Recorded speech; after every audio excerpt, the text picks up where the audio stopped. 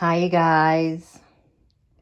Long time no see. I am so sorry it has taken this long. I knew I was getting hit hard by a bunch of stuff, but I did not expect to be away this long. In fact, it's about 5:30. This is the first time I've sat in my office at this hour for like over an hour and over a month. This past month really kicked my behind in. Aside from a softball schedule that I am just stunned by. It takes up all my time. We get a break come November. But I've also, my daughter, in the meantime, she sprained her ankle badly. So she's been on crutches, and it's almost like having to take care of a home and a household with like a toddler again. Not that she's a toddler, but I have to pick up after her. I have to do everything for her, and everything takes a little bit longer to get places. And last week I was hoping to go live, and then unfortunately our dog had another seizure. So I was like, you know what? I just need to stay put. I've really turned off a lot of social media. I have been holding you all closely in my heart. But again, this has been, I think, the most transformational month of my lifetime for the good. I really can't wait to share that news with you. It's huge. It is incredibly huge. I'm still wrapping my head around this, and you guys only know about half the journey that I went through from the last time we chatted. But this is amazing, and it's all led back to here. So we have a new moon in Libra coming up. Like, I don't even want to say anything to tip off the hockey gods, the gods in the heavens, that I might have some free time coming up. I'm kind of holding my breath. I am hoping things change then. I'm certain they will, because the new moon Virgo just really tipped everything off within 2 days of it clicking into place. Libra is a new season. We have that new moon later on. I would like to go through that with you. We'll see, because now we're dealing with all sorts of doctor's appointments and physical therapy now with her ankle. But there are 2 asteroids I'm so incredibly fond of right now, and I would like for you to keep this in the back of your mind. The first one, I don't know how you say this. Manwe has one of those weird E's. I don't even know what language this is. But it is the law of grace. It is considered the foremost deity in ruling the world. This deity has a special responsibility for the air and the winds from, what does it say? Western Ocean to Middle Earth. So I think this might have something to do with The Hobbit, or I did not watch that series or read those books.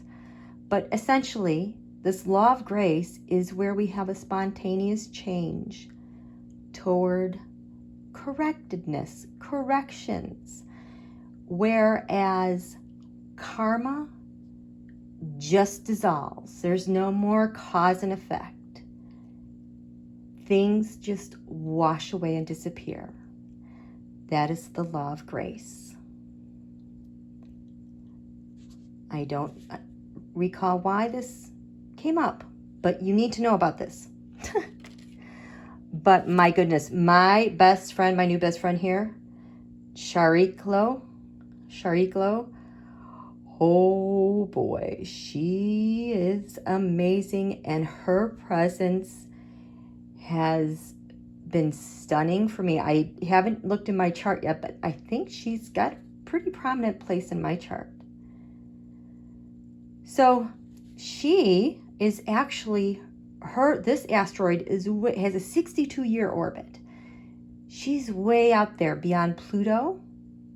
She has rings around her like Saturn, but guess who else has rings around it? Is Chiron. Chiron. I've talked about Chiron as the wounded healer. Chiron and Chariklo were married. The mythology goes that Chiron, the wounded healer, he could heal all sorts of people. He was a gifted healer, whether it was medicine, well, mostly medicine, coming up with tinctures and elixirs and what to do when. Very talented. But he could not heal his own wound. Supposedly he was around for 900 years, but he was married to Chariklo.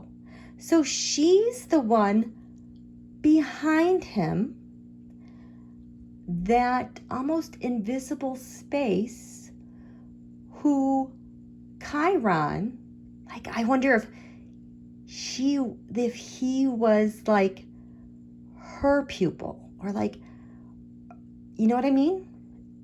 Because her presence, like, whereas he's taking the action to come up with tinctures and abilities to heal, hands-on, she is so yin that she represents everything available for healing. Listen to this.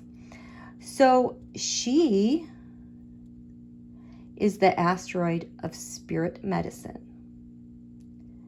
She's an extremely conscious aspect about her. It's like when you're with someone healing them, or you are ill, and it's that point where you get really conscious of everything that you're doing, and you can feel in your cells how things are moving.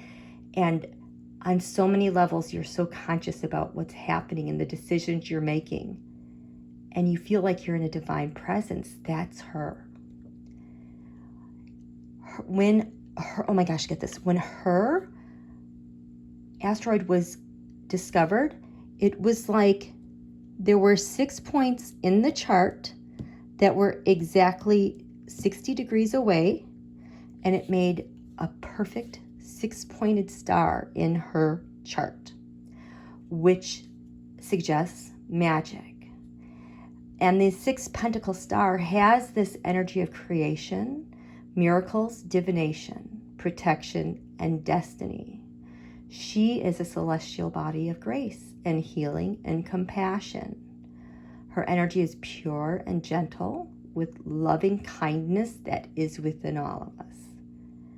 She is buried deep within us. You know, that urge, that longing in your bones to help someone because it's the right thing to do, because it feels good and that's who we are. She was thought to be a shapeshifter, a centaur, a shaman. She worked very closely with Vesta. Vesta is that pure servant, the goddess of the hearth and the fire. She also worked with Athena, the warrior goddess. But with Chiron, her husband, this is like where the divine feminine and the divine masculine come together in healing energies. She's soft, kind-hearted. Nature carries its own power and inspires us to look beyond the unknown. She is mystic, intuitive, and her energies can conjure the energies of spirits wiser and more powerful. So when you're calling on spirits and wisdom more powerful than you, and that is guided to you and through you, that is the magic of Chariklo. And being able to guide others who are looking at that realm of the unseen world. She shows during spiritual awakenings, especially with disease. Her shaman nature gives us power to call on higher spirits for healing, to guide us to the right teachers and to the right medicines. She's the one that when you call for support and call for right healings and tinctures, she's the one. When you charge crystals in her name and lay them on you, that is her. So she's like that power of when you are calling on guides, divination, and help, inspiration, knowing how to solve something, that's her. And, oh, no wonder she came up. In the USA chart, she is at 22 degrees Aquarius. I believe Jupiter right now is retrograde and orbiting pretty close to that point, if not having passed that. So the healing energies are very potent and powerful. I know everything has been a swirling mess this past month.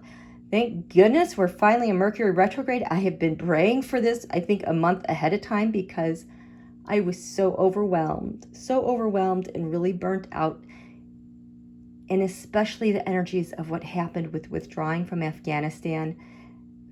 That was such a huge blow to all of me. It was just so much energy to sift through, and I just felt really wiped out from that. But all is well. Things are wonderful. Just having to take care of other things here and there. But I have my balance. I feel good. And I'm looking forward to returning and being with all of you. I have missed you a lot and am ready to pick up and move forward. Okay? We'll talk to you soon. See ya, love ya, miss ya. Bye.